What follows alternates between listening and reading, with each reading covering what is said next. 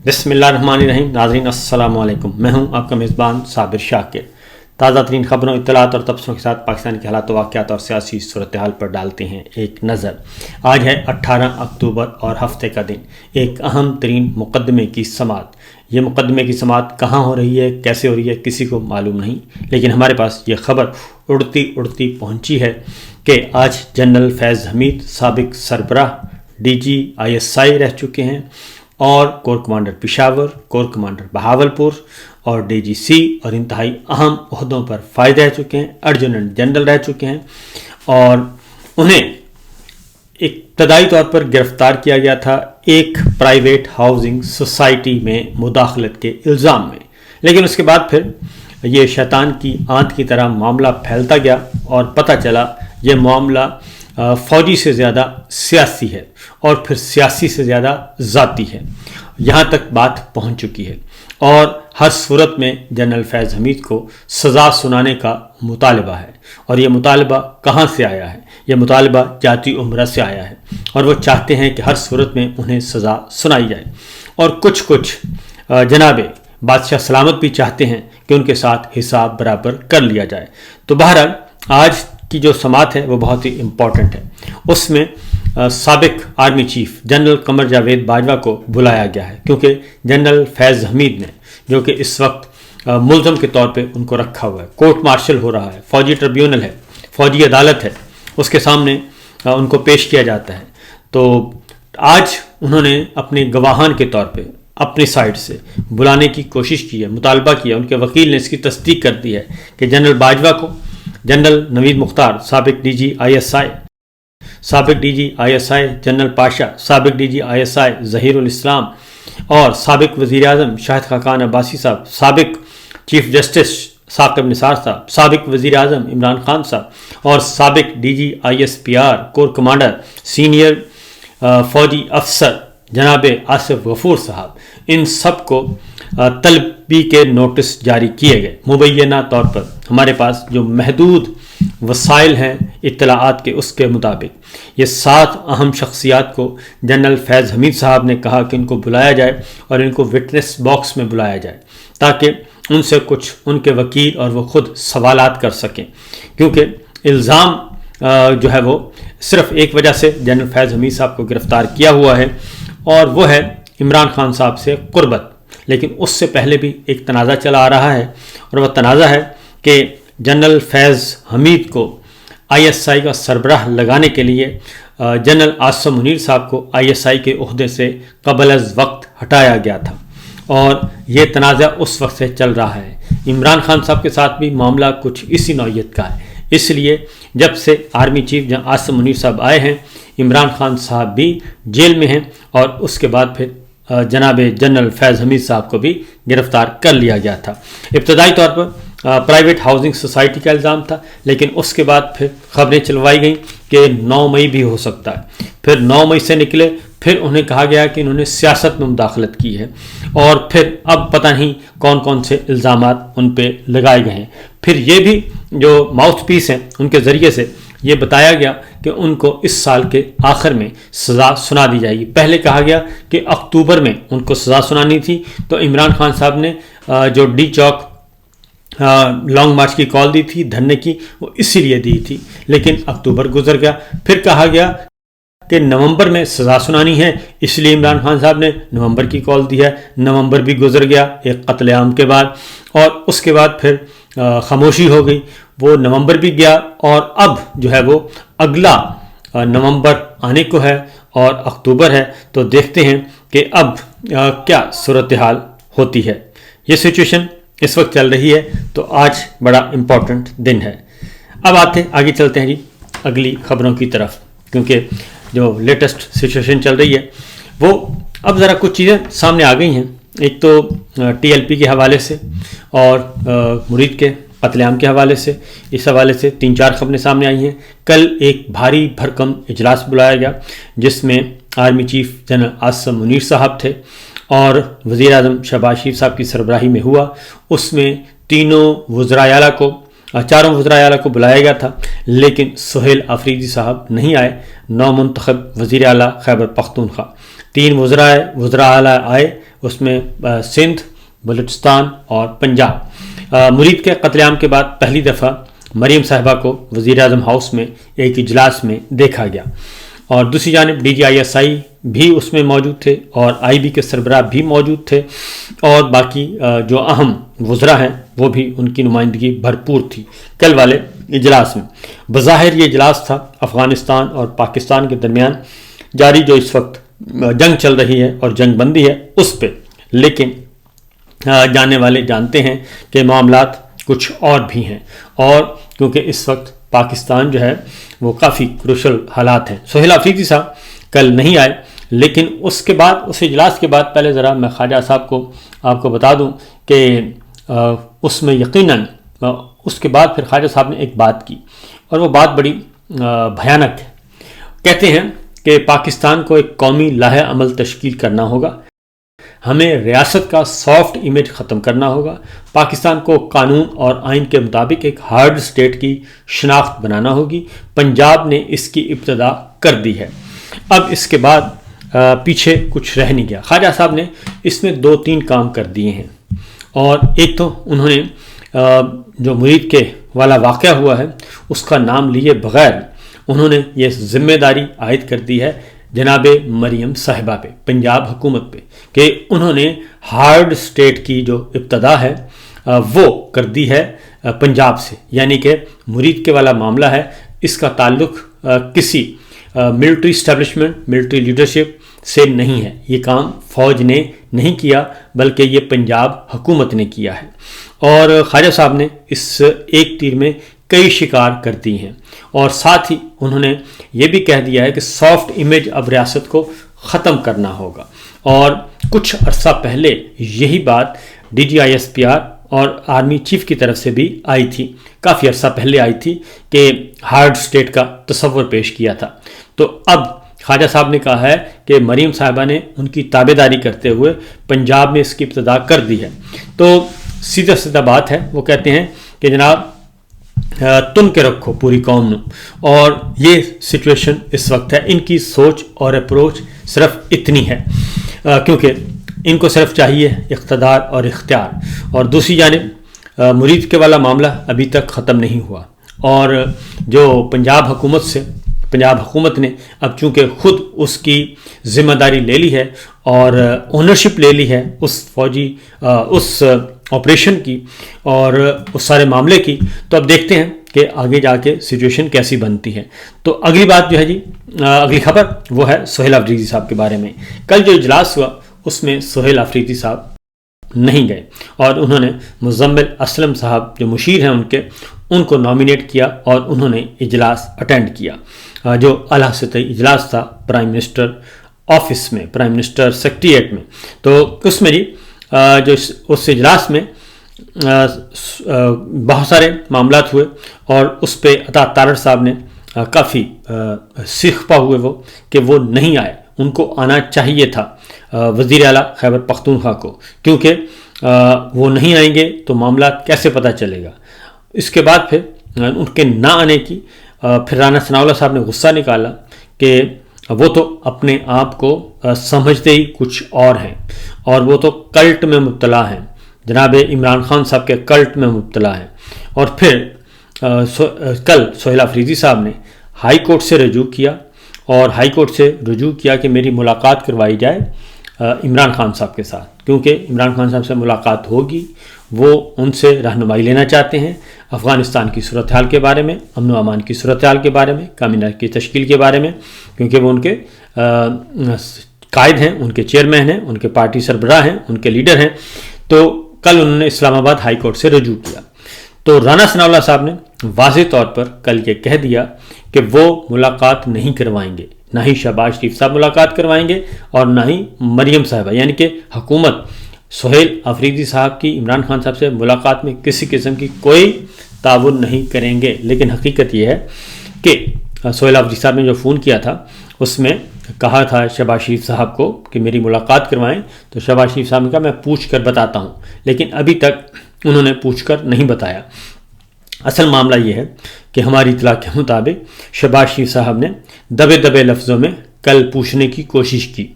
جناب army chief سے کہ جناب وہ فون آیا تھا بچے کا، تو بتائیں کیا کرنا ہے۔ تو میرا خیال ہے کہ جنرل صاحب نے یہ کہا کہ یہ آپ کا ہیڈک نہیں ہے اور یہ آپ کا کنسرن نہیں ہے، اس چیز کو ہم ہینڈل کر رہے ہیں، اس لیے آپ اس میں مامے چاچے نہ بنیں اور نہ ہی یہ آپ کی ڈومین ہے۔ عمران خان صاحب ہمارے پاس ہے، ہم نے کیسے ڈیل کرنا ہے یہ ہمیں پتہ ہے، اس لیے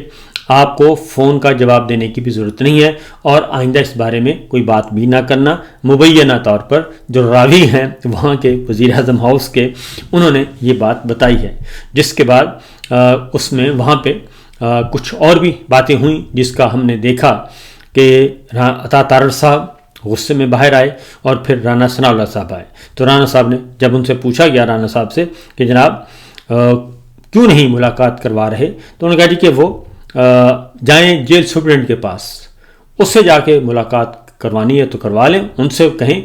پرائم منسٹر کیوں ملاقات کروائے، مریم صاحبہ کیوں ملاقات کروائیں، لیکن بات دوسری ہے جو کہ میں نے آپ کو بتا دی۔ اس کے بعد ہے جی اگلی خبر،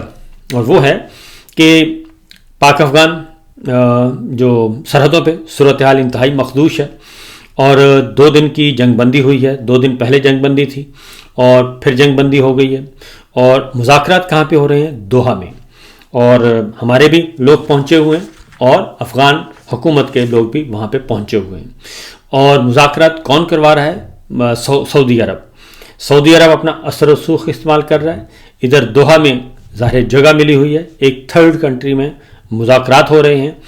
اور انہی افغان حکومت کے ساتھ ہو رہی ہے۔ پھر عمران خان صاحب جو بات یہ کہتے تھے، اور کل جنگ بندی بھی ہو رہی، جنگ بندی میں توسیع بھی کر دی گئی اور پھر دفتر خارجہ نے اس بات کی تصدیق بھی کر دی، لیکن DGISPR نے دفتر خارجہ کی اس خبر کی تردید کر دی کہ ہمارے نمائندے جو ہیں وہ دوحہ میں ہیں، جبکہ الجزیرہ ٹیلی ویژن چینل کی خبر ہے اور الجزیرہ وہاں پہ موجود ہے دوحہ میں، ظاہر ہے قطر کا ٹیلی ویژن چینل ہے تو اس کی خبر غلط نہیں ہو سکتی، لیکن کل اس کی خبر کی بھی تردید کروائی گئی کہ نہیں جناب وہاں پہ ہمارا کوئی وفد نہیں ہے، جبکہ سعودی عرب کا شکریہ ادا کیا گیا کہ وہ جنگ بندی میں تعاون کر رہے ہیں اور اپنا کردار ادا کر رہے ہیں۔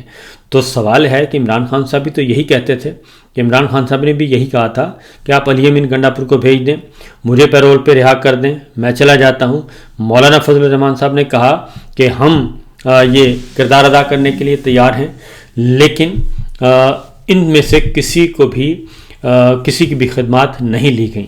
جبکہ دوسری جانب ہمارے پاس یہ اطلاعات موجود ہیں کہ ایک وفد جو ہے وہ ابھی لڑائی سے 1-2 دن پہلے ہی افغانستان سے واپس آیا ہے اور خود حکومت نے بھیجا تھا، اور وہ بھی ایک سیاسی جماعت کے رہنماؤں پہ مشتمل تھا۔ تو یہ بھی ہو رہا ہے، لیکن عمران خان صاحب کی بات نہیں ماننی، اپوزیشن کی بات نہیں ماننی، خواہ جتنا ہی نقصان کیوں نہ ہو جائے۔ سہیل افریدی صاحب نے کل اسلام آباد ہائی کورٹ سے رجوع کیا ملاقات کے لیے، اور ساتھ ہی انہوں نے اپنے ساتھیوں سے ایک بات کی ہے، اور جنید سلیم صاحب نے اس کو رپورٹ کیا ہے۔ سہیل افریدی صاحب نے کہا ہے کہ وہ 30 دن تک اپنے اس سسٹم کے اندر رہ کر چلیں گے اور اس سسٹم کے اندر رہ کر کام کرنے کی کوشش کریں گے، اور اس سسٹم میں رہ کر قانون و انصاف کے تحت ہر ماہ قدم اٹھائیں گے۔ اور دوسرا یہ کہ انہوں نے اپنے کارکنان سے، اپنے رہنماؤں سے، اپنے کولیگ سے بھی یہ کہا ہے کہ تیاری کریں، ہم قانون اور انصاف کے پہ چلتے ہوئے پرامن طور پر عمران خان صاحب کو رہا کروائیں گے۔ لیکن اس کے ساتھ ساتھ انہوں نے ایک بات کر دی ہے، انہوں نے کہا کہ میں 30 دن تک دیکھوں گا، اگر 30 دن تک سسٹم نے مجھے قبول نہ کیا اور میرے ساتھ تعاون نہ کیا تو پھر میں کوئی بھی فیصلہ کرنے میں آزاد ہوں گا۔ اس کی ایک اور وجہ بھی ہے، اور وہ یہ کہ جب عثمان بزدار صاحب کو لگایا گیا تو انہوں نے عثمان بزدار صاحب کے بارے میں سوال پوچھا کہ کیوں لگایا۔ اب سہیل افریدی صاحب کو لگایا ہے تو اس کے بارے میں سوال پوچھا جا رہا ہے کہ کیوں لگایا۔ گنڈا پور صاحب کو لگایا گیا تو انہوں نے سوال نہیں اٹھایا۔ مریم صاحبہ کو CM بنایا، سوال نہیں اٹھایا۔ حمزہ شہباز کو وزیر اعلیٰ بنایا، سوال نہیں اٹھایا۔ سندھ میں جس کو چاہیں وزیر اعلیٰ لگائیں، سوال نہیں اٹھاتے۔ نون لیگ والے جس کو چاہیں وزیر اعلیٰ لگائیں، سوال نہیں اٹھاتے۔ لیکن اگر پاکستان تحریک انصاف سے یہ پوچھتے ہیں آپ نے یہ وزیر کیوں لگایا اور آپ نے یہ کیوں وزیر اعلیٰ کیوں لگایا. تو یہ سارے کے سارے معاملات انہی سے پوچھے جاتے ہیں، جبکہ حقیقت یہ ہے کہ ایک پارٹی ہے، پولیٹیکل پارٹی، اس کی مرضی ہے، وہ جسے چاہے جو عہدہ چاہے دے، لیکن یہ کہتے ہیں کہ ہم سیاست میں نہیں ہیں، DGI/SPR کہتے ہیں، لیکن ساتھ ہی یہ پوچھتے ہیں کہ آپ نے وزیر اعلیٰ کیوں لگایا اور فلاں کو کیوں ہٹایا. تو بہرحال ایک اور خبر، اور وہ ہے جناب نجم سیٹھی صاحب کہتے ہیں کہ ایک تھیوری چل رہی ہے،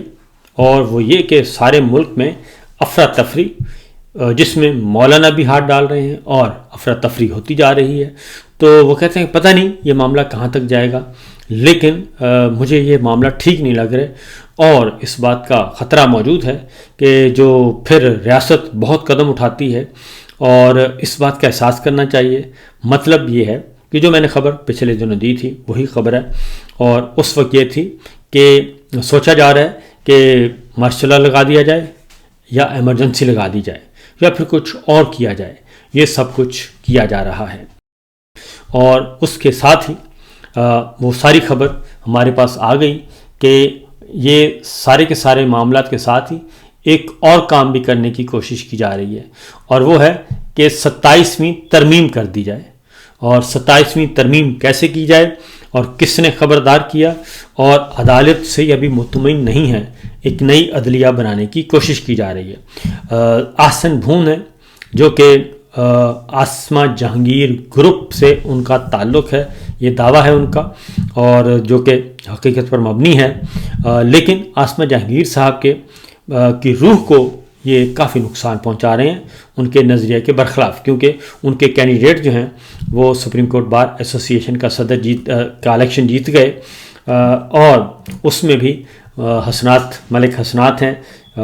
رپورٹر، سینئر رپورٹر ہیں، اور ثاقب بشیر ہیں. انہوں نے واضح طور پر یہ بتا دیا کہ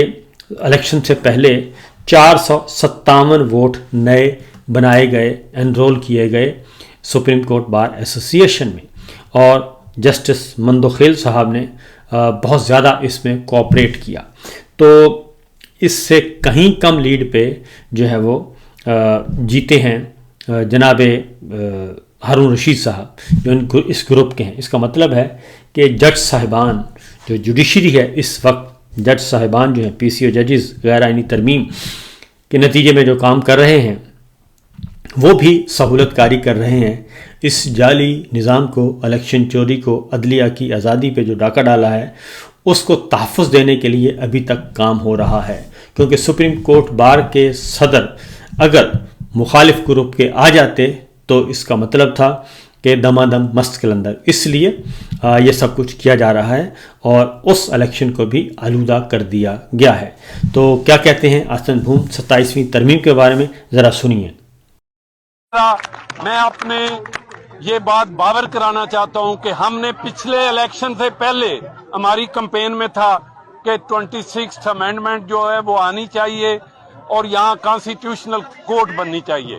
لیکن اس وقت پارلیمان میں وہ تعداد نہ آ سکی اور اس کے نتیجے میں انٹرنلی کانسٹیٹیوشنل بینچ بنا. ہم یہ سمجھتے ہیں کہ آج بھی پارلیمنٹ کو متفق ہو کر 27th امینڈمنٹ کر کے انہیں کانسٹیٹیوشنل کورٹ بنانی چاہیے، اور کانسٹیٹیوشنل کورٹ جو ہے اس میں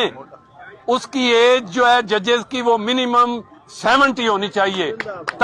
70 سال ججوں کی عمر ہونی چاہیے، 27ویں ترمیم آنی چاہیے، کانسٹیٹیوشنل کورٹ بنانی چاہیے، یہ سپریم کورٹ ختم کر دینی چاہیے. مطلب ہے کہ 70 سال رہے گی تو اس کا مطلب ہے یہ جو موجودہ ججز کام کر رہے ہیں